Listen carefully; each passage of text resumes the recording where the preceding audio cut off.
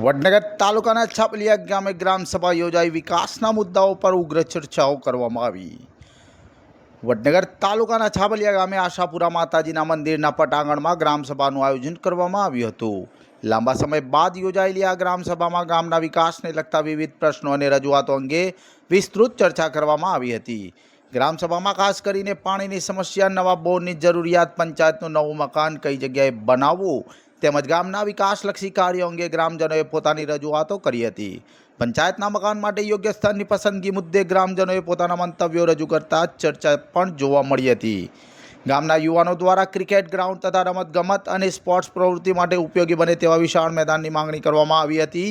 યુવાનોને રમતગમત માટે પૂરતી સુવિધા મળે તે માટે જરૂરી આયોજન કરવાની માંગ ઉઠી હતી।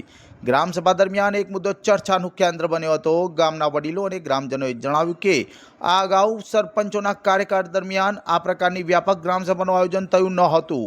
ઘણા ગ્રામજનોએ તો એવી પણ ચર્ચા કરી છે કે છેલ્લા 40-50 વર્ષ દરમિયાન નિયમિત રીતે ગ્રામસભાઓ યોજાઈ ન હતી, જેના કારણે લાંબા સમય બાદ યોજાયેલી આ ગ્રામસભામાં લોકોનો ઉત્સાહ અને ઉપસ્થિતિ નોંધપાત્ર રહી હતી। ગ્રામસભામાં ગામને વિકાસના વેગે આગળ ધપાવવા, પ્રાથમિક સુવિધાઓમાં વધારો કરવા તેમજ ગ્રામજનોના પ્રશ્નોના ઝડપી નિરાકરણ માટે વિવિધ સૂચનો અને ચર્ચાઓ કરવામાં આવી હતી। આ પ્રસંગે ગામના સરપંચ શીતલબેન ઠાકોર, જિલ્લા ડેલિગેટ ભવાનજી ઠાકોર, તાલુકા ડેલિગેટ અળખાજી ઠાકોર, ગામના તલાટી સિનિયર ક્લાર્ક અરવિંદભાઈ તેમજ ગામના સામાજિક અને રાજકીય આગેવાનો સહિત મોટી સંખ્યામાં ગ્રામજનો ઉપસ્થિત રહ્યા હતા। ગ્રામસભાના અંતે ગામના સર્વાંગી વિકાસ માટે સૌના સહકારથી આયોજનબદ્ધ કામગીરી હાથ ધરવાનો સંકલ્પ વ્યક્ત કરવામાં આવ્યો હતો।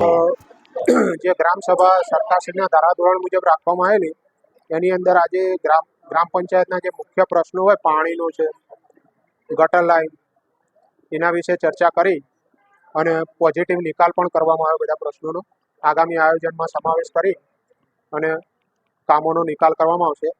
પ્લસ બીજું કે હાલ જે છાબલિયામાં સરકારની યોજના હેઠળ ગ્રામ પંચાયતનું નવીન મકાન મંજૂર થયેલું છે, એની જગ્યા બાબતે ગ્રામસભામાં ચર્ચા કરવામાં આવી કે કઈ જગ્યાએ બનાવવું એ ગ્રામસભાએ સર્વાનુમતે નિર્ણય કર્યો।